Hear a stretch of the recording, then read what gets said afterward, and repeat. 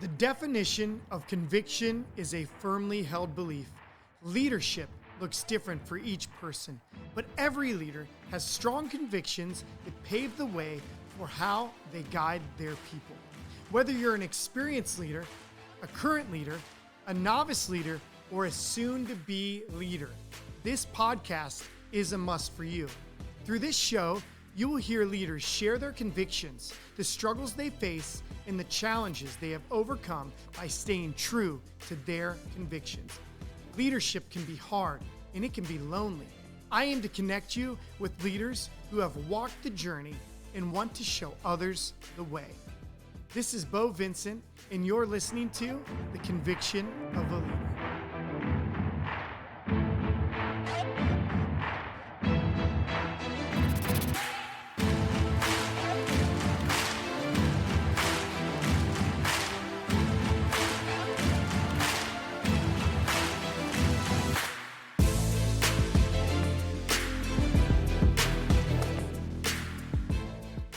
Welcome back to The Conviction of a Leader. I'm so excited to not only have a great leader, but a really good friend, Ben Bucher. What is up, my friend? How are you? What's up, buddy? Thanks for having me. And I said Bucher, right? Nope. What is it? Bucher. Bucher? That's right. It's a live show. Bucher, like a ghost on Halloween. Bucher. Okay, not Bucher. Bucher. My bad, dude. And you are a good friend. That's so frustrating for me. And Benny. That's all right. So let me tell you, listeners out there, who Ben is. In 1998, this dude went off to be an actor on Broadway after getting a degree in musical theater. Where was that degree at? The Harvard of the Midwest, known as Allstate. Woo! All right. And then you lived in New York City for how many years? 10? A decade. 10 years, yep. Where did you live, by the way, when you were in New York? Harlem, Queens, Brooklyn, Midtown, Upper West Side, Upper East Side. I was all over the place. All over. Wow. It was fun. So was it fun? You know? Oh, it was a great time. It was great for my 20s. I wouldn't do it again in my 40s, but I learned a lot. I learned a lot about the acting world. I learned a lot about serving tables. Yeah. Learned a lot about people in general, but it was a great place. So for sure. This led to a relationship with a woman that you were engaged to, whose family owned McDonald's? Yep. So met her in New York. Wow. Neither of us were. I was really not even doing New York acting anymore. We met online, as you do in these days. Mm-hmm. Got engaged, moved to Savannah, Georgia, and I was going to go into the McDonald's business because her family had 3 restaurants, and I loved her family, and things just didn't work out between us. But when that happened, my mind changed from the acting world to like business world. You know, and that's where my mind started, like franchise or a small business opportunity. Because before that, I was auditioning for plays, and even my friends that were well into, I never did Broadway, never got that far, but my friends did, and they still to this day are doing shows there. But a lot of them, they could be on Broadway for 2 years, and then when the show ends, they were looking for work again. So I was looking for something a little more stable. Also, maybe I wasn't that talented. You know, that's up for debate. My wife will give you her opinion on that. Yeah. She still calls me jazz hands and makes fun of my show world, but I love it. So that's what changed for me. Good, do I? Looks a little different. But so that relationship ended, as did your relationship with the McDonald's, is what it sounds like. And you moved to Ohio. Where'd you move to in Ohio?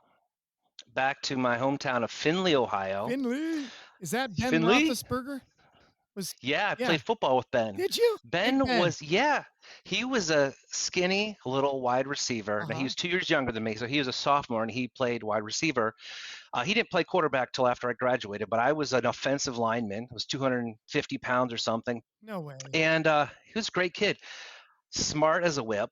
But skinny at the time. Yeah. I remember him in the halls in high school. He was 6'6", maybe 150, 170 pounds, skinny little guy. And hi, I'm Ben Roethlisberger. I saw him 2 years later. We were home. I was home from college using the gym at the high school, and I saw him. He had gained 100 pounds. I was like, Ben, how's it going, man? Than you? He's 2 years younger. So I'm 43. He's 41. Yeah. So he was younger than I. How's it make you feel that Ben has already retired from the NFL with millions of dollars? Probably Happy? the same I felt in 2003 when I was doing plays at a rinky-dink theater in Michigan, and I Uh-huh. heard him get his first contract for 4 years, $40 million. I was like, I'm making Woo. $125 a week dressing up as a cat to perform the Cats musical, and he's throwing football.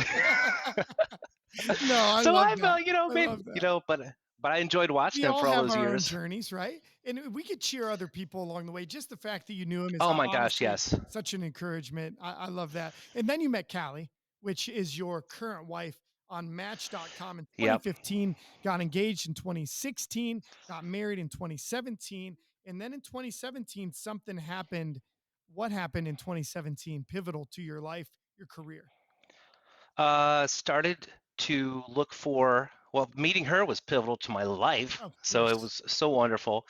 And what's funny is she knew me as I was still making Big Macs and hamburgers and And dressing McFries up at like a cat. McDonald's. I, she didn't see those pictures quite Okay. yet, Okay. but I told her I was in the restaurant business when we met, Sounds and good. she did her research. And but anyway, so we got married, and I was looking still for like a business opportunity. And uh, after I had left Georgia and the prior relationship ended, I still wanted to do the McDonald's thing because literally it's the American dream. Anybody can do this. And so for 3 years after the relationship ended, I went back to Ohio to be in McDonald's and become a franchisee and pursue that. And I loved it. I learned a ton about leadership as as a manager at McDonald's. I learned a lot about people because I had never managed people before in Yeah. my life. So I get Wow. a lot of my experience from working at McDonald's. That's I'm not going to put them down at all. It's amazing. I But love it. it became to a point where I realized the amount of cash required to start a Woo. franchise restaurant Yeah, was a lot. a lot. And there was tons more opportunities in many more franchises, coffee shops, other restaurants, gyms. So I said, you know what, I'm going to try this with a different business model, but still a franchise or something that someone has already laid the tracks. It's not starting like Ben's Bar or Ben's Gym or whatever. Like I want to do something that somebody else has laid the groundwork. Yes, So I yeah, went back to New York in 2016. And that summer in June, I was at a franchise expo. I specifically went to spend a couple days at a franchise expo at the Javits Center in New York to see 400, 500 different franchises, yeah. just do a little shopping, like, hey, what's for me? I also, after that conference, I proposed to my wife in the middle of Central Park, That's so cool. and she said yes. Actually, she said some choice words before she said yes because I walked around 90-degree heat in Central Park, not knowing what or where I was going to do it. But I eventually proposed. She said yes, and I left New York, still not knowing what I wanted to do until one day, still not knowing which franchise to pick or anything. And then my cousin Julie calls me and she says, Ben, I heard you're looking for a franchise or a business opportunity. You know, your cousin Steve is an Allstate agent. And I was like, what? Steve is my cousin Yeah. through marriage.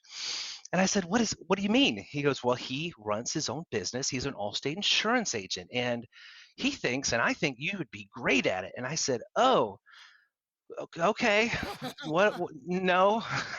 You remember, I'm an actor. I Yes. sing. I can make food. I can, have a little of experience with gyms. And Callie's a big fitness person, so we were going to do this together and do like it's a gym franchise. You should call Steve. Just call Steve. Call Steve. All right, I'll call Steve. 2 weeks go by. I didn't call Steve. I didn't want to sell insurance. I know No, the first thing. no, who does? So my cousin Steve, the Allstate agent, calls me 2 weeks later. He goes, Benny, why haven't you called me? I told you I've been doing Allstate for 9 years, and I think you'd be great. Or actually, he said, why don't you call me? And I said, well, I don't think State Farm is going to be good for me. I don't know a darn thing about insurance. He goes, State Farm? I said, you don't even know which carrier I work for. It's like, it's not State Farm, Did it's he ask Allstate. if I was you like, were but did he ask if you were still at Burger King? he did. He did. He's like, so how's McDonald's working out for you? No, he didn't. No, I'm just he is kidding. super great. Actually, Is I he owe a still an lot of my agent? success. No, he Okay. sold last year, and Wow. to be honest, I learned a ton from him on how to be a leader, how So to do true. things, marketing. Love His name that. is Steve Liskany. He had an agency in Columbus, Shout out Ohio. to Great. Steve. Shout out to Steve. Yeah, Liskey. So he said, just come down and see me. So for a day, I went down and visited his office. I learned it was a lot less complicated than I thought and a lot more challenging and fun than I thought. Yeah. And realized running a business It's not insurance, food, a service, a product. It's all very similar.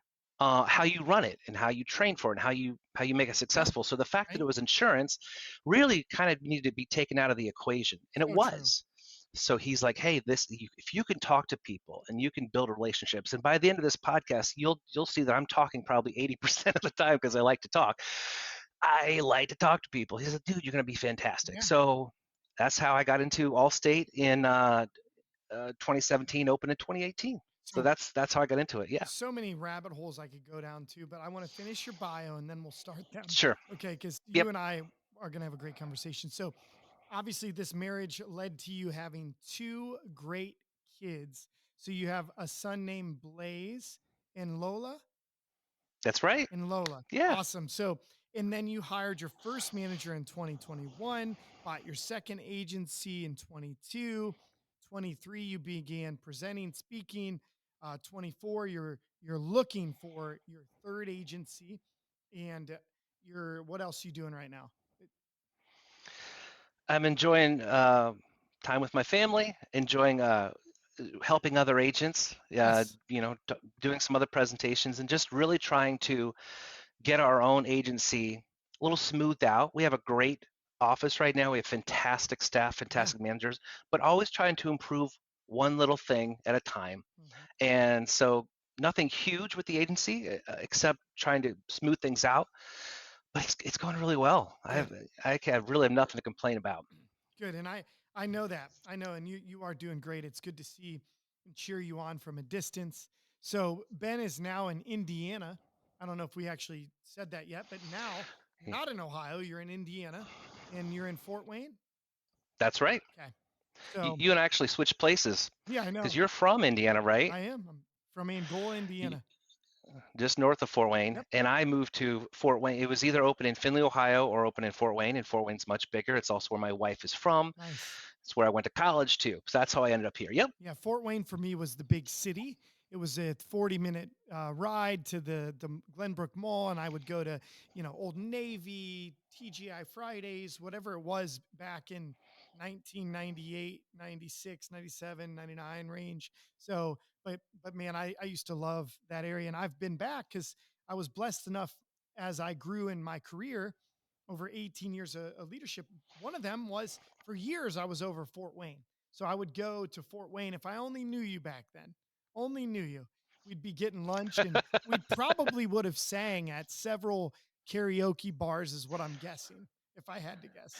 That's probably true. Although, if my wife says if we would have met in the late 90s or early 2000s, it would not have worked out the same. She was hanging out with the cool kids and like going to a bunch of parties. I was like singing like Les Mis and like Oh, yeah. Yeah. Rent and all those other musicals. She's like, we would have not gotten along. Actually, she went to Ball State too, but I had to kind of like, come into my own. She had to come into her own. But like, she was the rock star at the time, and I was more of the music nerd, So, which I say lovingly, yeah, lovingly, music nerd, you, musical theater nerd. yeah. And I would say that you're just a nerd, not just musical. I'm I just love. I'm just kidding, Hey, dude. I love you, man. So I want to like mention this before we move on. So my first job was McDonald's at 13. I in Indiana at age 13, you could get a work permit and work during summers. And I started at a McDonald's. And you know what's so funny to me? I learned some really good values and hard work. And you know what's so funny to me? Probably happened to you too, where they were like, wow, Bo, you're really good. You could be a general manager here someday. And I was like, really? And I'm 13. I'm thinking I make 325 an hour or whatever it was back then. Cause I was also under 18. And I think they had tiering for under 16, under 18. There was different minimum wages. So you could work a young kid like for $3 an hour. But you know what I loved about that job is speaking to people, learning, but I also got free meal. I loved my hey, free meal every dude, shift, the perks, right? such good And perks. I That's a worked lot there. for a I 13 worked year there old. during the Beanie Baby craze. So there was people Oh no. lining up every day to just buy whatever they could. People were buying the Happy Meals without the food. They just wanted the Beanie Baby. But here's another crazy connection. I actually know the franchise relations like director of all franchise relations in America. He lives in my hometown, actually a great customer of mine. I'm not going to say his name, but I know him and personally, and he has spoke to me about McDonald's too. And I also know a business owner that owns 13 in Toledo. So it's just a small world, and especially when you Such a get into the small world. business world, it does get actually smaller. Business owners, leaders know other people, that know people, and some. I feel like it's what is it? The what degrees of Kevin Bacon? How many? How many degrees? Six. Six. 6 degrees Well, of Kevin Bacon. Yeah. when you're a business owner, there's probably only like 2 or 3 degrees to almost everybody. You know what? The 3 degrees of Beau Vincent. I'll guarantee you there's I'll take that. somebody that I know that knows you, like you're very well connected. You know a lot of people, and I think that's great.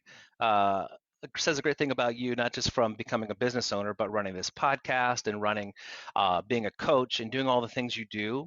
That it allows you to talk to a wide range of people. I know you've been doing this podcast for a while, and I'm sure you've heard from people around the country Yeah. that you never thought you'd be connected with. No. That just by putting yourself out there, it allows you to be connected, even if it's just to become a friend with somebody or to have an acquaintance. But there's all those other times when you're like, oh, how do you know? How in the world, we become Facebook friends? How in the world do you know this person? Because Dude. that person I met randomly in 2001 at this and that, and like you realize that it is such a small world, and it's fun to make these connections. And you I don't know, I enjoy it. No, I love it. Thank you for saying that too. I mean, it means a lot to me to have a great guy like you. I'll humbly accept your praise. But to tell you the truth though, I had a guest. Well, I have a guest coming on this season 2, and he's not. We haven't recorded the episode yet, but he's coming up very soon. Well, I was on his podcast, which is actually quite successful, and he lives in Franklin, Tennessee. Well, I have a CEO, business owner friend that lives in Franklin, Tennessee.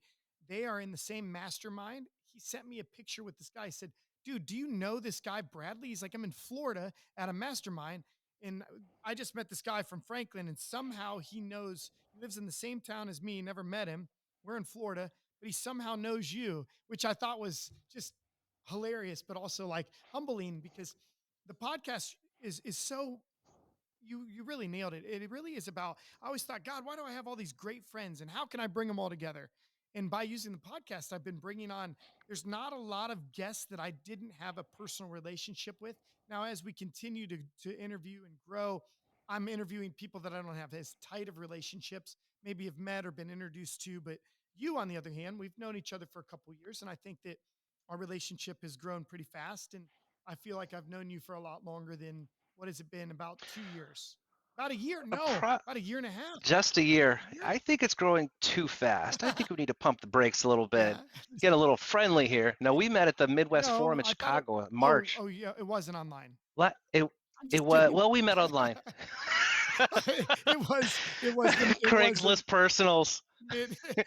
online therapy. No, it was a Midwest Forum. But yeah, I think you were very present online on Facebook, and I am like on Facebook Yes. all the time, and just trying to learn stuff from people. And you're posting this, and I'm posting that. We're just like I think that's responding to right. posts and like We got to know each other online before we met in person, I believe.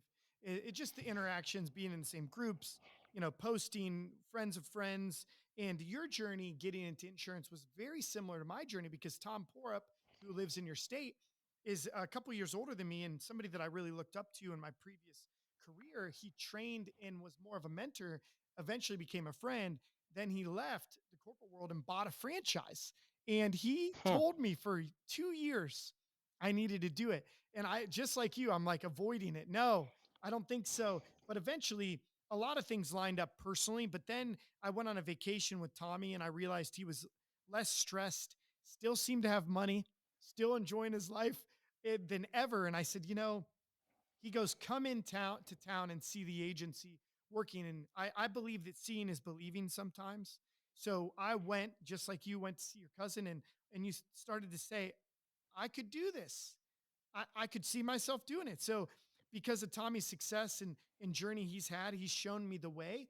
And he was a couple steps ahead of me to show me, potential downfalls, but also where what to do. So you had somebody like that in your corner too. And I think that the conviction of a leader is about showing other people your leadership journey so that they can learn from your path. I don't want people to take, I've been a leader for 18 years. I don't want somebody to take 18 years to get to where I'm at today and to buy a business. I want to show them the way as fast as I can. So, Ben, what a great start to our conversation. We're going to have a lot of fun today. I hope Yeah, you're buddy. excited about the fun I'm we're going to super have. excited. I'll tell you this. Part of my success comes to listening to podcasts just like this one. Before I opened all that stuff, I was listening to podcasts like Entrepreneur on Fire with Johnny Dumas. I was listening to Jocko Willink. Um, who else Wow. would a bunch of different ones that were talking about business, or ones that talked to other entrepreneurs, and kind of like, I can listen to some information that's going to help project my career or my decisions. And your listeners, I would hope, are taking from this the nuggets that you espouse, or that you gain through talking with Mhm. people.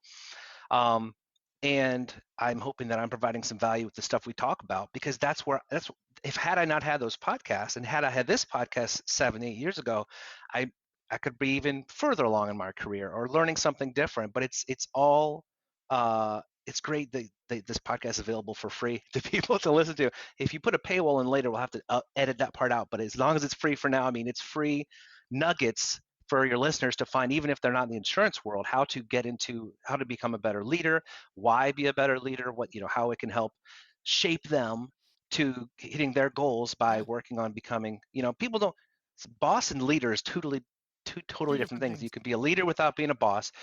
You could be a leader without having people underneath you. So I love the podcast. I love what you're doing with it, Well, buddy. thank you. And remind me, and I don't say this to pump myself, but did you listen to season one of the I Conviction of a did. Leader? I did. Is in Did you Yes. listen to that before I met you? Did you hear any of it? I listen. I don't remember when I started. It was a long time ago. I think I'd heard about it, and you had promoted it maybe a year ago, and I was like, oh, let me listen to a few of those, and then I started listening to more and Well, more. I, Loved I it. want to thank you because you mentioned that it is free. Yes, this is 100% free, but it's not free for me. And I think we've talked about that. The investment that I make into putting out quality content is huge because, as you can see, look at this sweet studio I'm in. I'm actually at Andrew Eicher Photography, and this is not a paid sponsorship, but he is my new podcast producer. He is went above and beyond to make this podcast high quality, but it's not free, so it takes money. And the only way that I feel, if I'm being honest, is that it's not about me gaining something from this, but if people are listening and gaining from it, then I feel like that was all worth it. So thank you for supporting it, sharing it. I know you've shared it. I know you've supported it. Listen, so I mean, I want to thank you. Appreciate that. Absolutely. And if someone's listening to this part right now, pause it, like it, and share it on your Facebook, your Instagram, your Twitter. Just stop, pause it right now. Go do it. It's going to take you 13 seconds, and Yes. then jump right back on. We'll see you in 15 seconds. And we're working on the convictionofaleader.com. I've already bought it, own it, and that should be done by the time that this airs so that people can get on there and they can see show notes for the podcast. They can connect with me a lot easier. But Ben, so let's jump into you. Enough about the podcast, enough about Okay. me. So your leadership journey, it started at McDonald's, you said, but let's go back. Let's dial it back. Were you a leader in the music, in choir? When did leadership start to, I don't know, be an attraction for you? Were you attracted to leadership or naturally thrusted in it? Tell me about that. When did that start? Sure. Yeah. I definitely was not a leader in choir or theater or music, or all through my 20s, or even when I got into McDonald's. I wasn't a leader. Wow. It wasn't until 2013 when I was under another manager at McDonald's. Her name was Jenny, and she really taught me a lot. So my original my original leadership skills were very tough, and Yeah. like I thought like I needed to be scolding people and just being very disciplined to get the respect to be a great leader, and that was wrong. I'll never forget. I was 2013. There was like a 15-year-old, maybe a 14-year-old kid who I had taught how to make coffee like 2 or 3 times to make coffee at McDonald's. And like the fourth time in a row, he was like screwing it up, and like there was too much water or whatever. The coffee was spilling everywhere. And I did the worst thing possible. I said, Kenny, or whatever his name was, I taught you to make the coffee this 5 times. How come you're still messing this up? You can't do this. You can't do that. And I probably just made him feel awful. And I think Jenny saw it. I think she was like, you can't do that. You can't do that. You can't be mean to people. You need to, as she put, love on them. And she actually became a Ray Kroc Award winner, which is like the founder of Oh yeah, McDonald's, just I've because she actually was a heard that. fantastic. Yeah. So I just said, what do you do differently? And she's like, I love on them. I give them support. I mean, this woman was amazing. And I learned a lot from them. So I learned to kind of soften up a little bit and change to be more supportive and more caring individual. And sure enough, I got more respect that way and got more things done that way and became closer with the employees that way. That was, I would say, the turning point in my leadership, the beginning of my leadership. I'd say the other way, I don't call that leadership at all. That's just being bossy.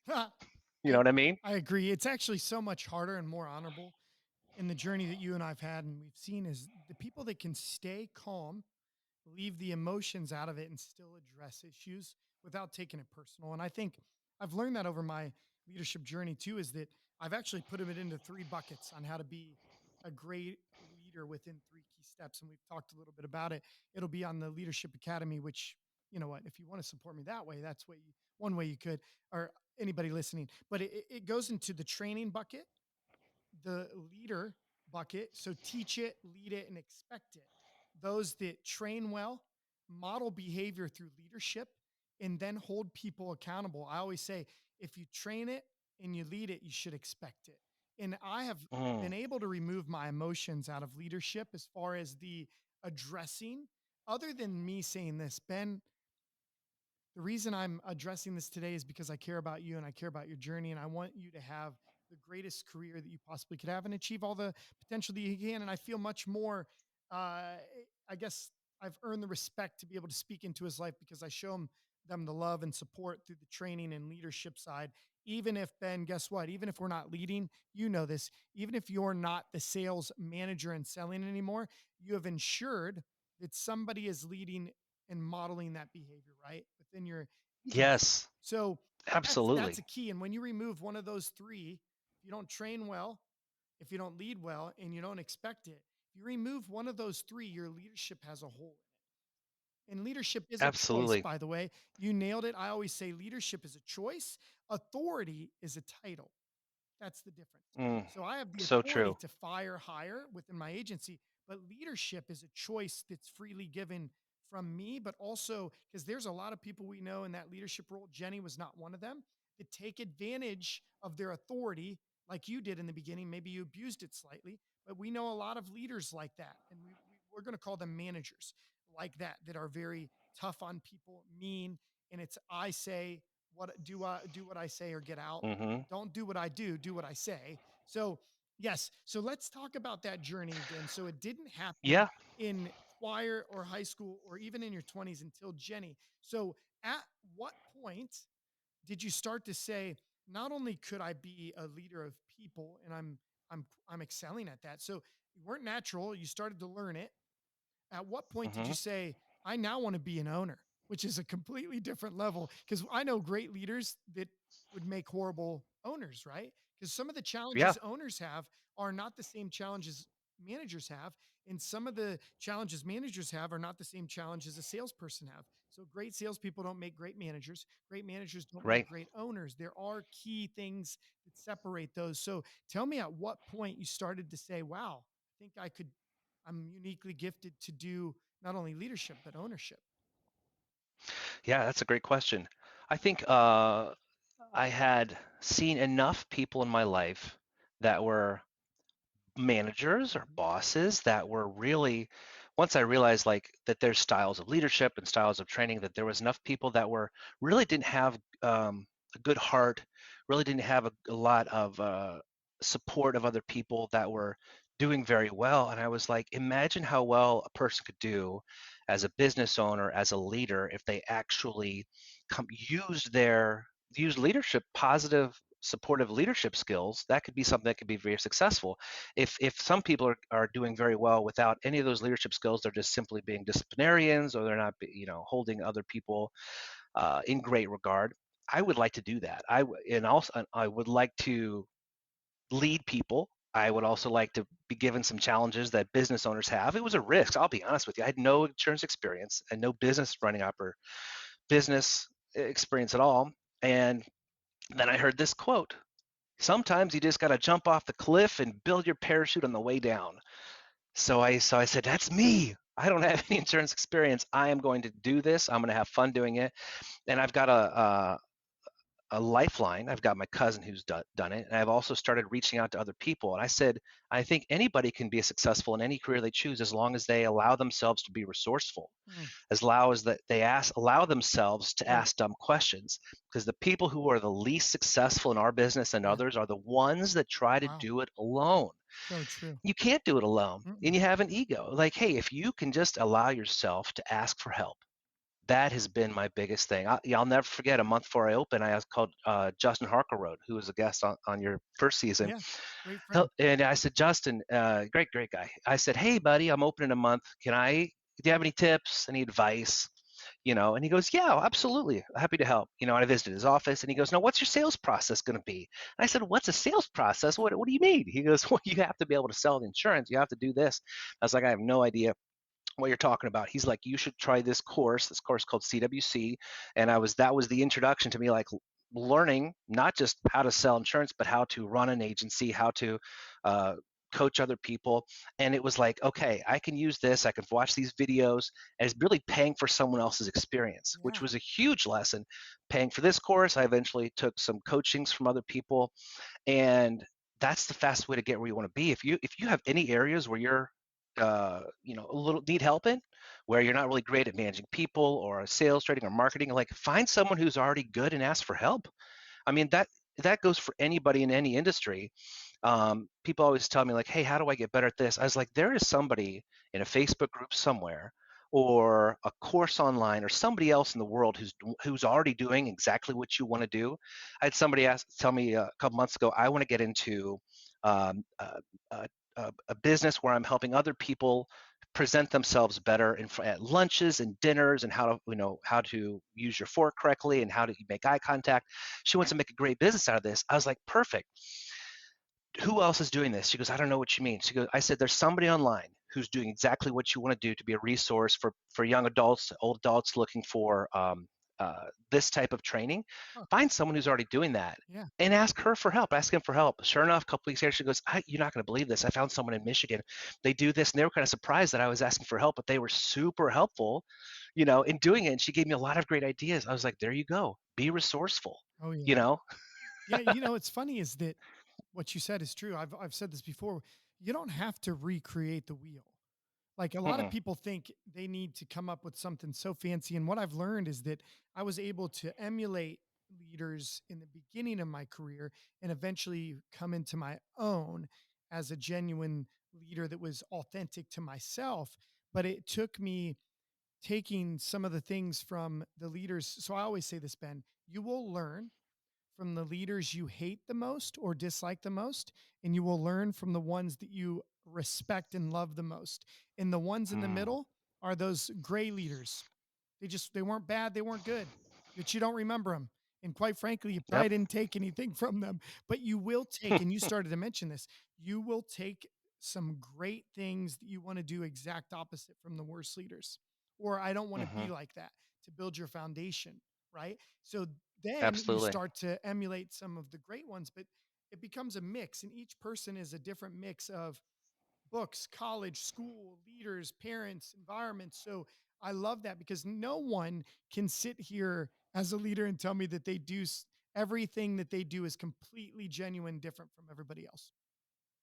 I Impossible. agree 100%. So Absolutely. I love that you're, honest with because you're a very genuine, authentic person. And I think that it's not easy to do, if we're being honest, to be very authentic 100% of the time. So Justin Harker Road, as you mentioned, yes, he's a friend, a fellow coach with CWC, also a podcast interview and somebody I spoke to this morning. I speak to him all the time. Why? Because I surround myself with people I can celebrate, not tolerate.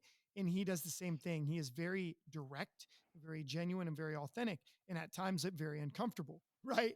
Because he's so direct. But I would rather Hmm. have friends and employees that tell me the truth than lie to me. And Yep. and he's one guy I can count on.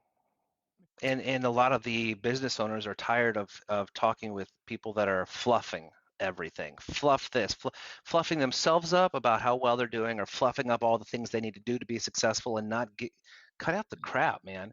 And Justin especially is like, I let's get to the nitty gritty. Let's Yes. talk about things that may be painful, but it's gonna be helpful. So true. Because the more the real stuff is what's really going to help out your business, what's really going to help out your leadership is if we cut out all the crap Mm. and talk about the real issue. And sometimes it's you, Ben. Yes. Sometimes it's Yes. you, and you need to look at yourself because it's not all about you, big boy. You're perfect, and everybody else is the one who needs to change. So No, so true. you're the person who's wrong. And I think I have a quote. That's not the right quote, but he's like, actually, this quote will work. All progress takes outside the comfort zone. And that's what I, realized, like getting uncomfortable when you turn things on yourself. You're like, oh, um, looking inside. Maybe I need to fix this. Maybe to Yeah. fix that. That's really uncomfortable for Right. people. But if you can do it, it'll help you out. It'll allow you to grow, you know? So true. And I love what you said because I say this quite a bit, and you may have heard me say this, but what if you're the problem? What if leadership is your actual problem? So you look in the mirror and you say, okay, I am the problem. But then what if leadership, good leadership, great leadership, training and diving into your own leadership could actually solve a lot of problems? Those that complain about recruiting, people don't want to work, people, oh, they're dumb nowadays, they don't want to do this, and oh, I can't keep people around, they would like to jump jobs, our sales suck, our leads suck, whatever the reason is. There's so many things I hear and I'm like, what if you're the problem?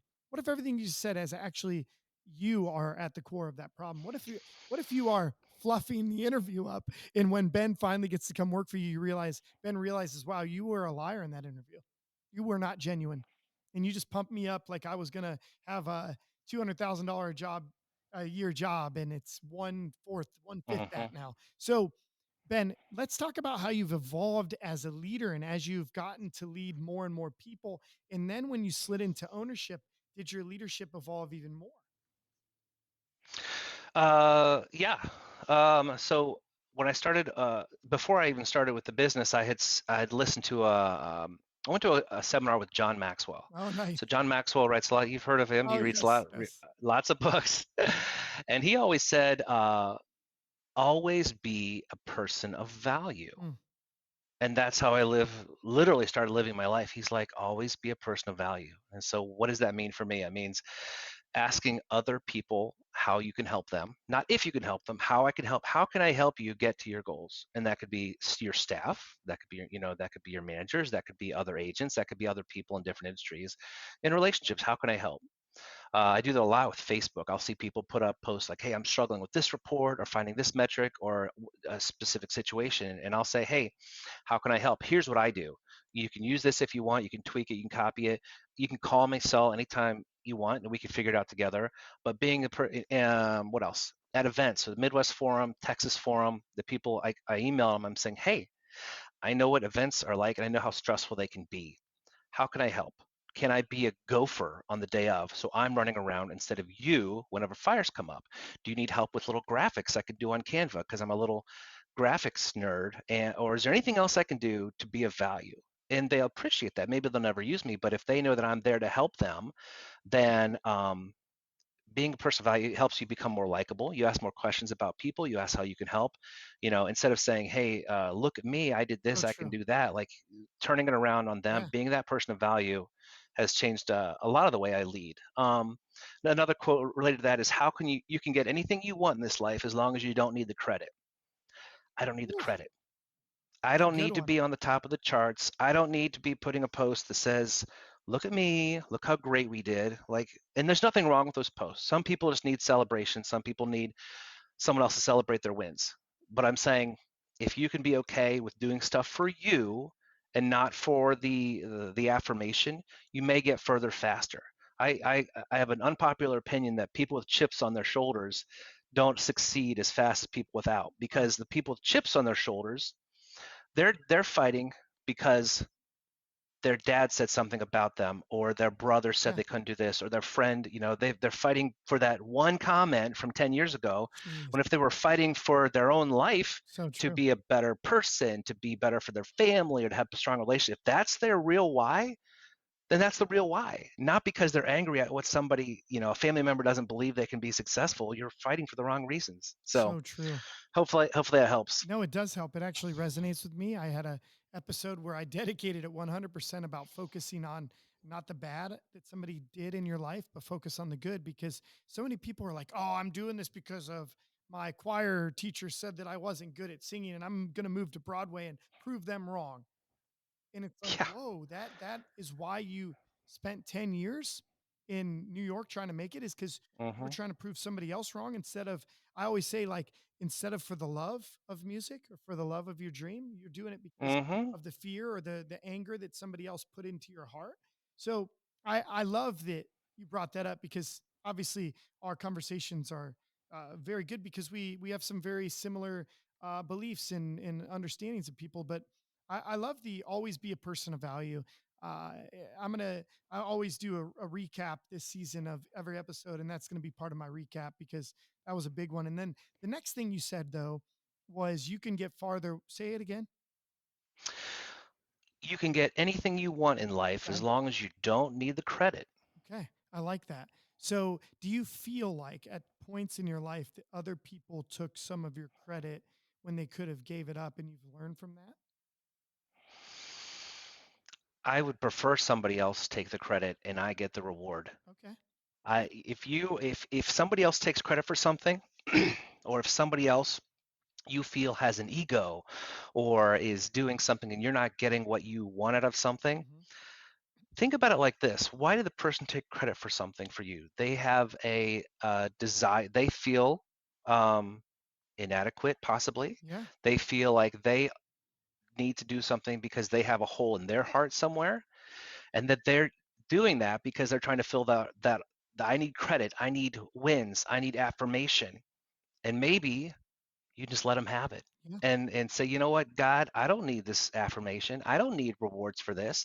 If I can get my goals and hit my why without saying, hey, look, all this entire project was put together by me, but it was put together and it was successful and it helped me reach my goals, I don't need the credit.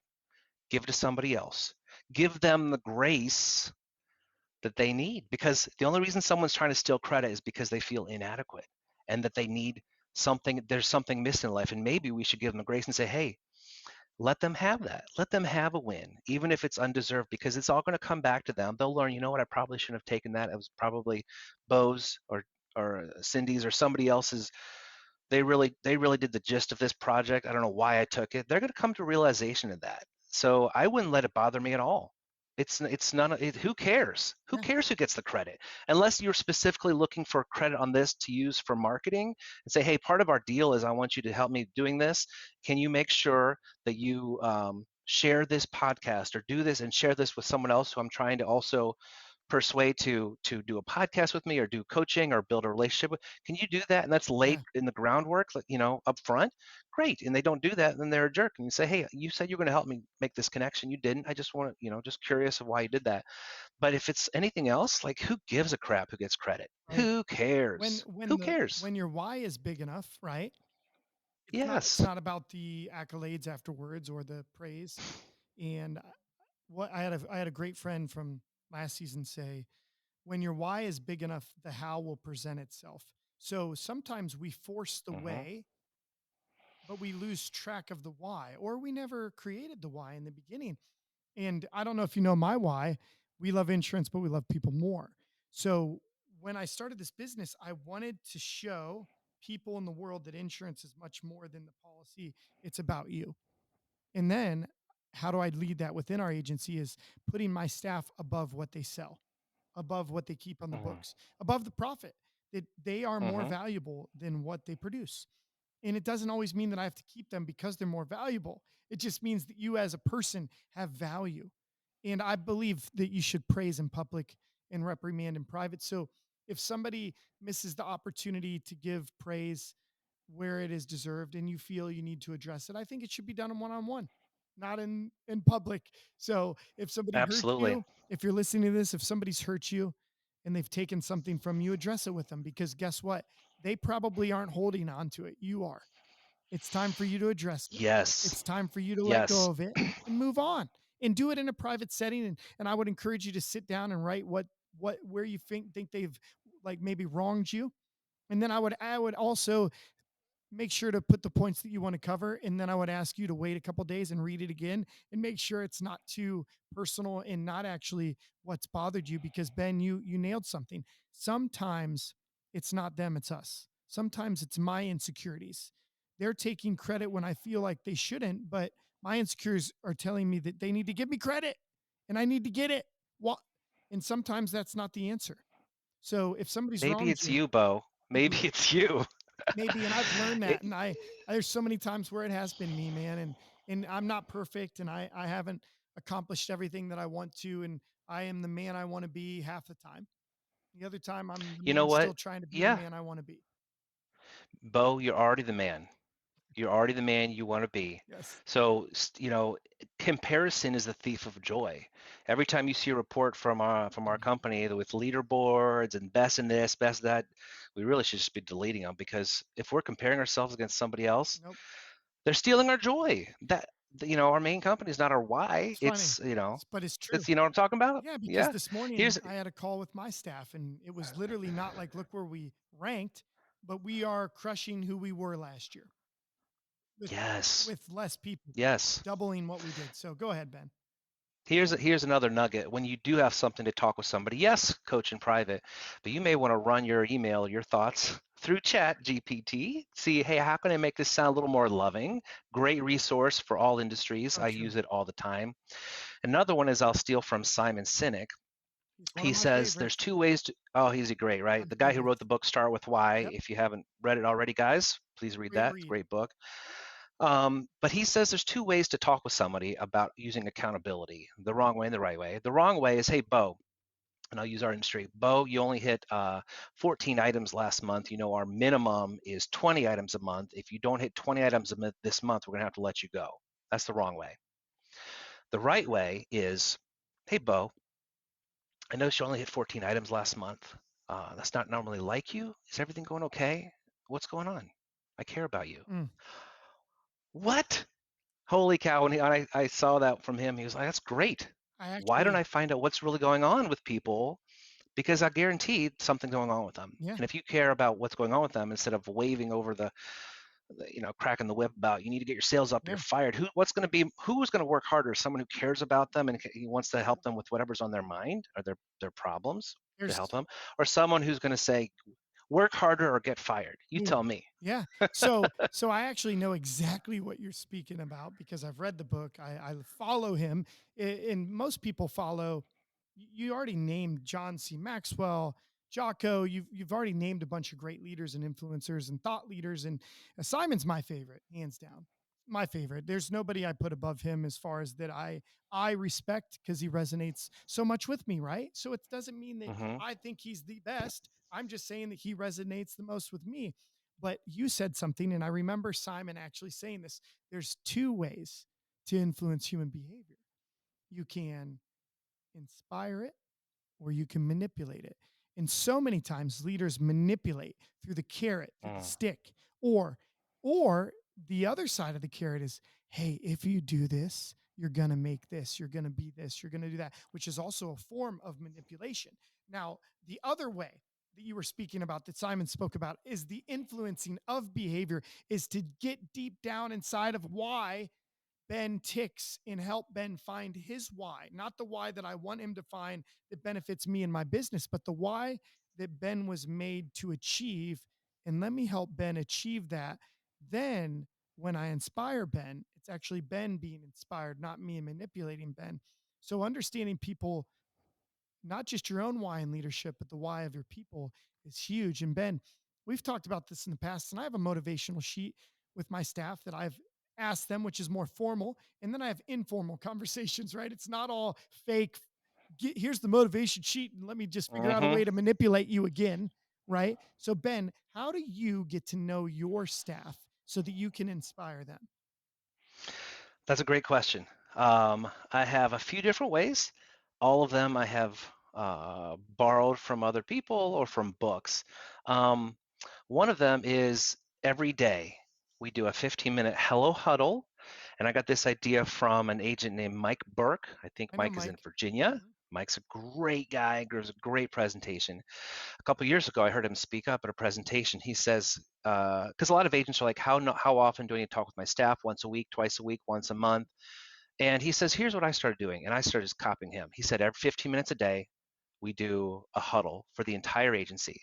And we talk about, it's very positive, it's very supportive, and it's very and you run it. Whoever the agency owner is, you run it. You need to be in contact in front of these people, especially if most of your staff are remote, because a lot of people do remote these days. Be in front of them. Celebrate wins from yesterday. I like to be funny and tell a dad joke now and then. We talk about a little bit of training sometimes here and there, but it's all designed to be continuously every day in front of everybody to let them know you support them, you care about them. And also, I see like all these people on our group Zoom, our office Zoom. I can tell if somebody's not really themselves that day or a little bit off.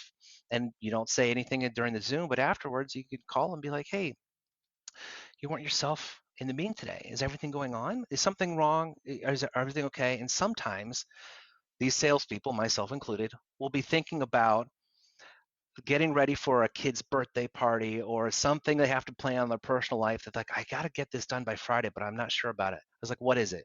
I need to do A, B, and C. I was like, why don't you stop everything right now, do A, B, and C. It's going to take you 12 minutes, 20 minutes, and then come back to work. Yeah. Okay.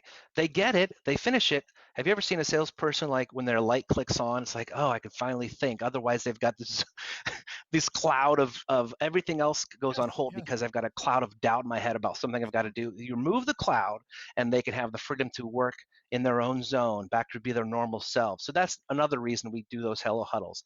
Second, I do check-ins once a month. They're about Yes. 20 to 30 minutes per person, and we go Mm-hmm. over 4 questions. This is all from the EOS system, Entrepreneur Operating System. If you haven't already, read the book Yep. Rocket Fuel by Gino Well, Wickman and my Mark Winters. sister-in-law works for EOS, and I've been in Shut the up. know with that. Yeah, yeah. I got to get her. Listen, this is the second episode in the row somebody's mentioned EOS, and I got to let her know, Nicole, you have to come on and talk to us. Yeah, People absolutely. are going to love it. It will probably be the most watched episode because people love EOS. But go ahead. And she gave me Yeah, Rocket Fuel for free, by the way. absolutely. There's a ton of agents She that works use for this. Gino. Gino, Yeah. Laura Harris, I know uses it. Jeremy Olson uses it. A few other agents love this. There's something Okay. they do called Yep. the quarterly conversations, but I changed it to a monthly conversation. I ask 4 questions. What's working? I want to know what's working for them. A process? Is it the culture? Is there something we're doing that's working well? Because no one's going to be like, hey, by the way, your process for after the sale is great. Like, tell me what's working. 2, what's not working? It could be the training they have, it could be a process, it could be anything. What's not working? It could be a technological issue, but they're not going to really bring it up unless we specifically meet every month to talk about things that aren't working. 3, what action items need to be done by them or myself that come from the previous 2 questions, like, hey, I'm having trouble with lead managers doing this and this and this. I need this. Great. That's a to do for me to figure out. Or if it's something else for them, that's an action item. It goes Right. down on things that need to be done. And 4, feedback. How can I be a better leader? How can I lead you and or our team better? And that's the big one because so many owners and so many managers are afraid to get feedback from staff, and it really stunts their growth. Yeah. If So if I much. if I you know So what I mean? much. Hey, I do tell me know. how I can be better. And when people realize you listen and you do what you say you'll do, and you'll try to be the fact that you're trying to be a better leader for them goes really far. And if you make actions based off that, Yeah. people will respect you more. They will feel more inclusive part of the company as they should. So that's a quarterly conversations we do. The last thing we do is dream planning. It comes from a book called The Yeah. Dream Manager. And it's basically we do this voluntary. If some, you don't have to do it, but once a month we meet up and we go over their why. It's basically Simon Sinek's why as a dream manager, and it's where we drop everything and we say, what are your dreams as them personally? Let's not Yeah. talk about work for a while.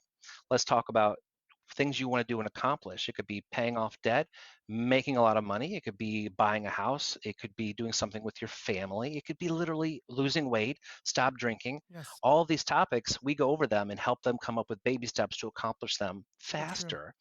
It could be a financial dream. Yeah. And if they want to talk about, hey, what you need to do activity wise to get to 6 figures, make Mhm. 100,000, 125, whatever you want, we can do that. But it's designed to be about them hitting those because the premise behind this whole or the target of the Dream Manager book is an employee is most successful when they're hitting their work goals simultaneously with hitting their Perfect. personal goals. And if you've got their back for both, Mm-hmm. it includes them as part of the process, and they're happier. You want people to be, or I want people to be happy, and I want them to be well rounded, because at the end of the day, are we going to be successful more as by ourselves or as a team, as a group of people? Because I see these people more than I see my family sometimes. I want them to be happy too. That's part of my job, I So feel, true. is to make sure they're happy, and part of it's like looking at their why, their dreams. So those are it's a long No, response, but no, the that's three things I perfect. do. I would rather have a long, great conversation than nothing than a yeah, yeah, yeah. And then 2 seconds Yes, later, I'm no. asking another question. So, but well, you remind me of a couple different things. But first and foremost, I say this all the time to my staff that I am giving you the permission to tell me the truth. Here's how it can be done, because most people Mm, struggle with being authentic and telling the truth. And I tell them my door is open, and here's how you can access it. I praise in public, I reprimand in private. So I'm not going to jump on a morning huddle like you were talking about, or help session, mhm. and be like, Ben was late again. What in the hell? He is my bad example today for everybody. No, I'm not going to do that. So I would ask you, Ben, that you would support things in public when you have a question that it pertains to the team that can help, do it. When it comes to something one on one, you want to poke holes in, I want you to do it. And I give you all permission to come at me however you want. But just remember, the way that I treat people is the way I expect people to be treated. So if you would like to challenge anything, I want you to challenge it, because I'm asking you to tell me the truth. And here's how you can do it. My door is open, my phone is open, and you can text me this way, you can email me this way, or call me. Call me for emergencies, email me to set up something, or text me for when I have time. But most people just need to be heard. They don't need you to actually agree with them. At the end of the day, when leaders understand that, wow, our team just needs me to hear them and actually listen, not to respond or Mm. defend myself, but just listen. They need you to listen. So if you're a leader on this call, if you're in a relationship with a spouse, boyfriend, girlfriend, whatever it is, they just need you to hear them and respect them. They don't need you to always agree with them, but they just need to be heard. And our staff, and what you said and set up, is that they need to hear from you, and they need you to hear from them. And you have set up all those parameters. And if you're listening, I want you to take something from Ben. Ben said, and I do the same thing, I schedule in my calendar one-to-ones. My sales manager has 2 1-to-ones with everybody. My operations manager has 1-to-ones with her staff every month, and then I have 1-to-ones with them. And then we have a 1-to-one as leadership. So leaders separate for one, and then together for one, because I want to make sure all our leaders are on the same page too, because there's nothing worse than mom saying something different from dad. Right? Mhm. We got to be on the Yep. same page. And I think that if you don't do what you're speaking of, then yes. And as a leader, as an owner, I don't do the job that I used to do, and I don't do the job that anybody actually does in the agency anymore. So I do have to be present, and I do have to work, and I do put effort into these morning meetings. I'm on 3 a week for 1 hour almost every time. And then I do like picking up the phone and do impromptu calls to say, Ben, I just want to let you know I'm so proud of you. I just want you to know. You should call me more often with those calls. I could use them. but Ben, so let's talk about something that is important to leaders. And I want to ask you if it's been important to you in your leadership journey, your life. But has leadership been lonely? Has it ever been lonely to you? Could it A be lot, lonely? a lot. How Absolutely. how have you I, worked on I, that? I'll I'll tell you just a sec. I will tell you one last thing on those meeting with people. I think we have a mutual friend, Andrew Filar, Mhm. who does something similar. Maybe it's a meeting once a week or once a month with staff, and even if it's talking about a process or about a why, but it's scheduled for 30 minutes. And even if they only take 5 minutes to review the work part and spend 25 minutes just having coffee or building rapport, that's good. Oh yeah, That's good. And I that's a started good realizing sign. that, like, hey, hey, let's connect with people, because you are more likely to work with someone you see, know, like, and trust. I know you've talked about that A lot. a lot. So I started using a lot what Andrew says about not pushing my dream meetings or pushing my one-on-one so hard that here's what I got to do, got to get these four things. No, but like listen, step back, ask some of the questions about their lives and like building rapport. Mm, That's huge. That's yes. been huge. Well, So can being I alone, add on to go that ahead. too? So Sure, sure. I learned a while ago, and it actually took years to learn. And I mean, maybe more recent, less 5 years. I learned that, like Kathy, my ops manager, or Rachel, my sales manager, uh, that they're a mother first, they're an employee second, they're a Yes. spouse first, they're an employee second. And you mentioned some things that is very important to me, is that helping them understand that I see you and I feel you and I know what you are, that actually matters Hmm. more than working with me. And I see that. And I Absolutely. never want to put the roadblocks in. You mentioned it. I want to help problem solve and remove those roadblocks to help them be efficient. Because, Ben, am I able to achieve what I need to in life, be the father, mother, leader, owner that I need to by laying on the couch and just being defeated? No, I actually Mm-mm. have to overcome my challenges, and we have a life that is filled with frustration, loneliness, hardships. How do we learn to live our life and overcome those at the same time? Leading back to the same question of, Ben, have you ever been lonely, and how do you, as a leader, Yes. and how do you overcome that? Absolutely. I've been lonely a lot. Not knowing what I was doing helped me be created some loneliness. Not understanding how the business worked made me really lonely. Especially the beginning part of the starting from scratch process. You're like, everyone else seems to be doing really well. I'm like falling off of this requirements put together by my company. Came a time when I was so low on, like, the ECP contract. Yeah, I'm not yeah. sure if that's how you started, but like there's three tiers, like bottom, middle, and top. And if the fall below the bottom tier, you basically go down to a much smaller commission percentage. And if you don't make it, after if you fall off that tier, basically it's like a death nail. Like it's like for a lot of people told me this, like somebody specifically told me you're about to fall off the tier. You do not have a big enough book to last. You should probably sell. And I felt really lonely at that Oh time. And I man. came home to my wife and I said, baby, we have got to sell our age. I was in tears. Another life lesson. Don't be afraid to cry. Yeah, It's okay. I just got So I was like, honey, we're going to have to sell everything. I made a big mistake.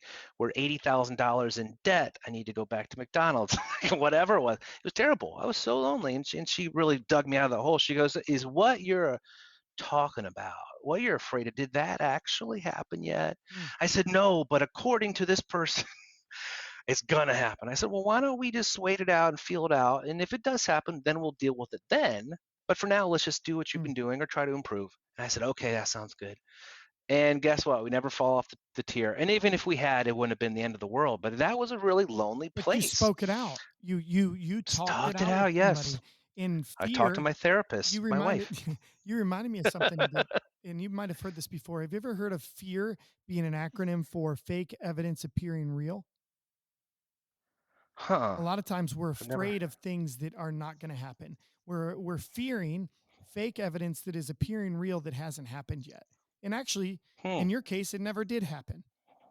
So majority of our Mm-mm. fears are things that haven't happened, that we think are I real, love that. that could happen. So, Fake. Ben, fake evidence appearing real.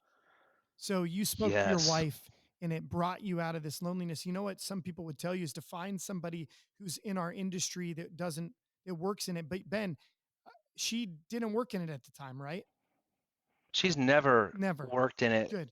except for on a leadership part of EOS. She Mhm. would work a couple once a week on a high level stuff for about 2 years, which she was fantastic So at. so many people are convinced you need to find somebody in the industry, and I think it is important. But I also believe that you don't need to just find somebody in the industry, because a lot of times they'll have a non-biased view that is going to help you focus on the genuineness of who you are, Ben, and to be Hmm. the best version of you.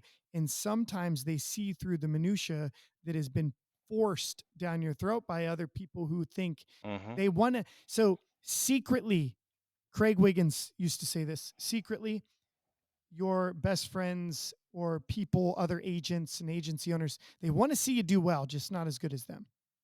It's so true, right? Sure. So they want to see you do well, but just not better than me. I'll share enough just to help you do better, just not better than me.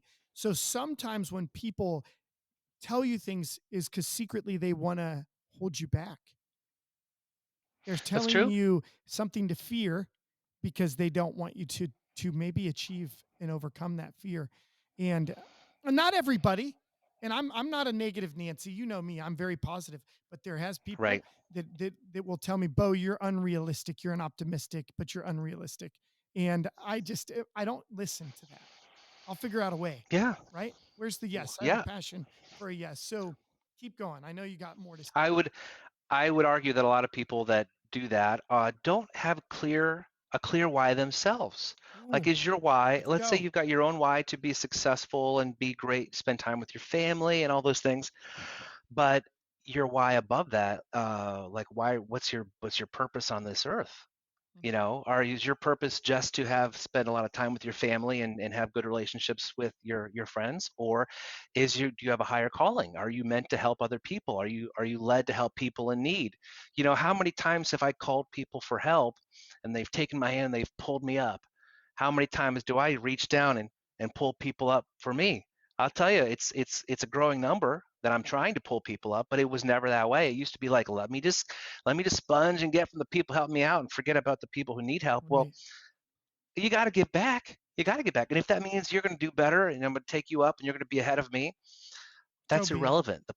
It's irrelevant. Mhm. It's irrelevant. The point is that you got helped out with your business, with your relationships, with your addictions, whatever. The fact that I'm putting a cap on your success, kind of silly. And Isn't I it? and if that's and then some people hold on to that. They need to have a cap. Like, you do as good as you can until you get on my level. Then you're on your own. Like, you got the wrong why. And or to each his own. But they should realize the why is that the more you can help people, all rising waters raises all ships, or Yeah. whatever you want to call Yeah. it. Like, hey, it's not about a competition. It's about helping others get to Man, where they want. What do you good say? stuff. You're like, what's your goal on this thing? To help other people get to where you are in In faster less amount of time. time, Yes, right? faster. Yep. And Mhm. that's great.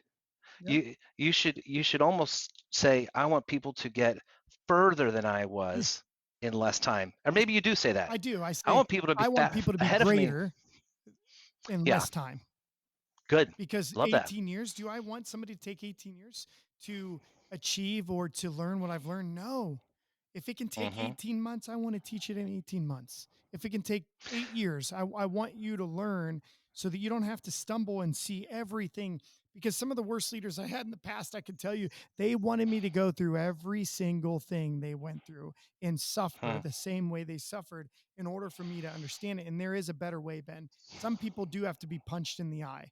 They do, Yeah. but not me. I don't always need to. I'd rather watch you get punched in the eye and learn why did Ben run his mouth and get punched by the other choir guy, Hmm. and I want to learn. I'm too, Yeah. so oh, Yes.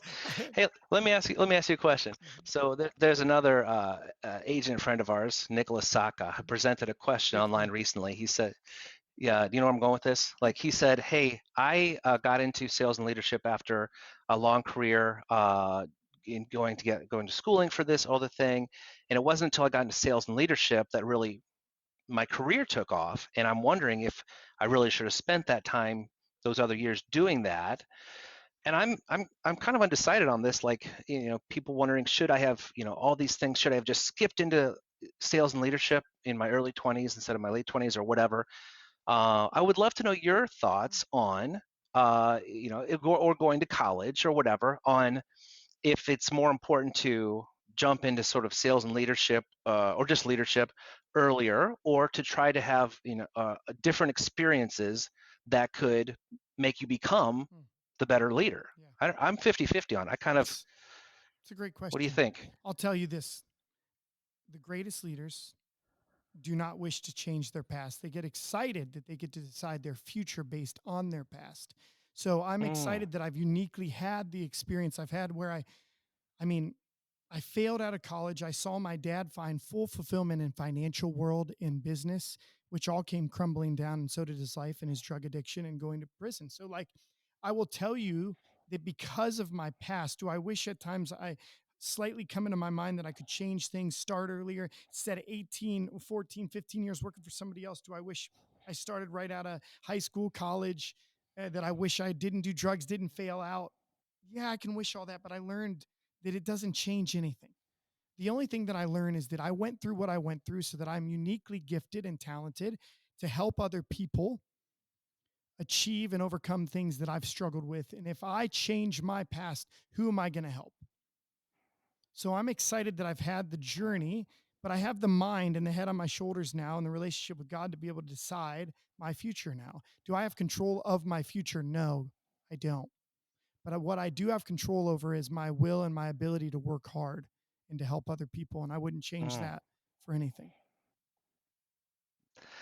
Well, that's been our episode. Jeez, man, that's that's good. You're right. Yeah. That's been great. I mean, my gosh, that everything you did built you to who you are today. So It's if I I love that. started here as a business owner instead of the journey of leading somebody else's business, it's been, did you ever feel, I felt like I led businesses that I ran like it was mine. And I think that was part of why I thought I was so successful until I owned a business and I realized, wow, as much as I thought I led that business like I owned it, I didn't lead it like I owned it because now it's such a different feeling. And what worries me about leaders is two things. Sometimes they take it so personal and it takes away from Hmm. the why, man. It's like my dream, Hmm. my journey, my blah, blah, blah.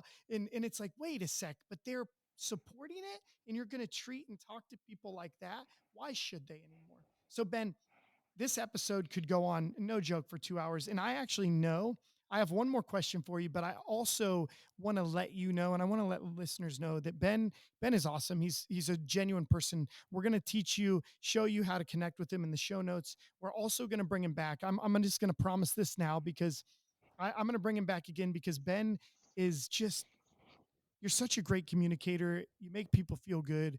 People trust you. They know you. I think they're starting to get to know you. Our listeners, they're going to learn that they like you and then they're going to learn to trust you. But I really have enjoyed this conversation. But Ben, what is next for you? What dreams, personal, professional, are next for you? Absolutely. My next big dream is to take my family on an actual vacation, like Florida or something. Because right now my kids are 3 and 5, and Oh we yeah. our vacations are going to we've gone to a water park, which is an Oh, hour cool. away or something. We've gone to the beach, or not really the beach. I'm sorry, splash pad. It's not the same thing. But I would really love to take them on a nice vacation. um, or maybe we get on a plane. I don't know, because they're so young and they're so cute, and I love my wife. Like, just to get away for a while, and not to confuse that with just needing to Yeah.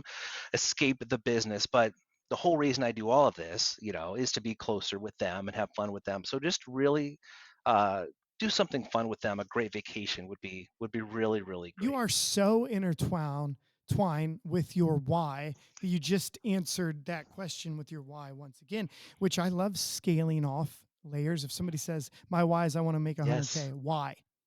Because I want to have right. financial freedom. Why? Because I want to spend more time with my kids. Why? Because my dad didn't spend time with me and he put more time and effort, blah, blah, blah. So you will get down to the core if you just keep asking. Isn't it funny how why comes from asking why?